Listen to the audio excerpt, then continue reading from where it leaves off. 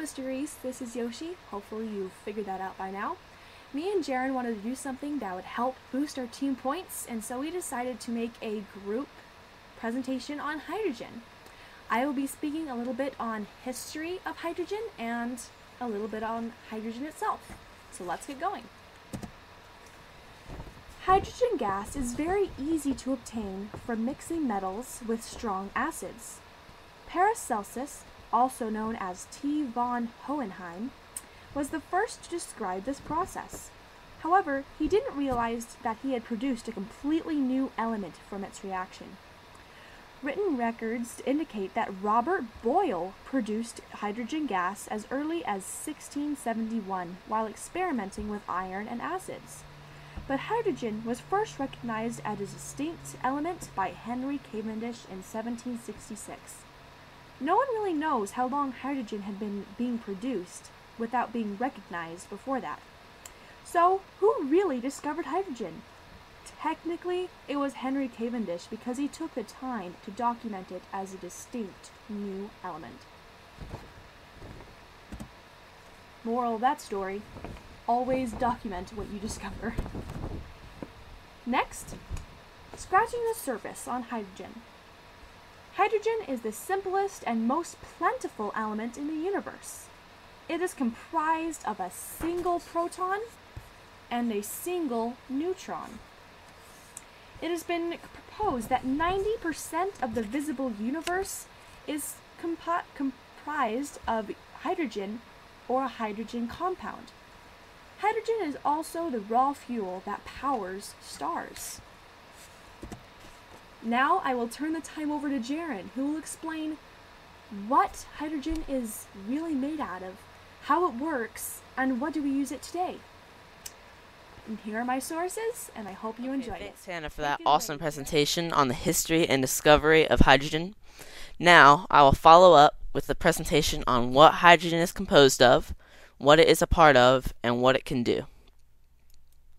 First off, to give you a little background, like Hannah did, a hydrogen atom is made up of one proton and one electron. It is the simplest atom in the periodic table and has an atomic number of 1, putting it in the top left corner and making it very light, even lighter than helium, making it a good thing to put in balloons if it weren't so explosive.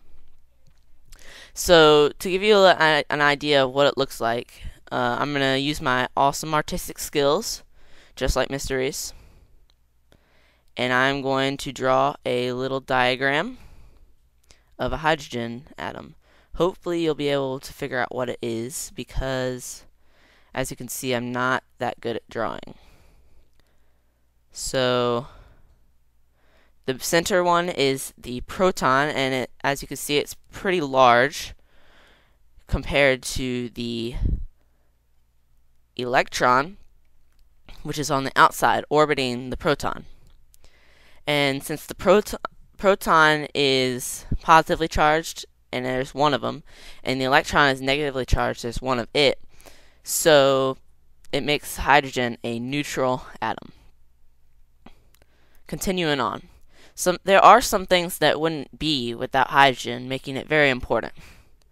For example, water would not exist without hydrogen, because water is composed of 2 hydrogen, H2, and 1 oxygen, O, which makes H2O. So that's very important, because without water, most of us would die pretty quickly. Another thing is that the sun would not be able to burn for very long, because it uses a replenishing source of hydrogen in order to burn. And as I told you earlier, hydrogen is very flammable, so that is what allows the sun to give off so much light and burn for a long time, because it keeps making more hydrogen. And to give you an idea of how fast hydrogen burns, the Hindenburg, which is the blimp that Germany sent to US, was filled with hydrogen, and it burned in 90 seconds. And it was huge. It was very, very large. There's a link to the picture in the description of how big it was. So there is one good thing besides the fact that the Hindenburg would not have exploded, at least there wouldn't be any hydrogen bombs, because hydrogen bombs are, as you know, very destructive, and they make pretty big mushroom clouds, as you can see in this bottom left picture over here. Some uses of hydrogen are that it can be used to make water. When you burn hydrogen, it chemically combines with the oxygen, because oxygen is needed for fire to burn, and it gives off water. So that is also how the hydrogen-powered cars work. When the hydrogen is burned in the car, the hydrogen supply, it combusts with the oxygen and releases, and the only exhaust is water. So I guess if you don't want a water trail behind you, you don't want to get that car, but otherwise it looks pretty sweet, and I wouldn't mind getting one. Another thing is it can be used to process fossil fuels. So it can be used to refine them beyond their crude state. Like oil is very crude when you first take it out of the ground, and the hydrogen refines it.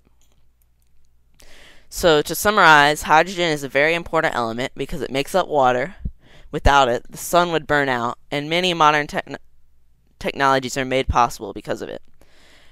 So I hope you enjoyed my presentation, and thanks for watching.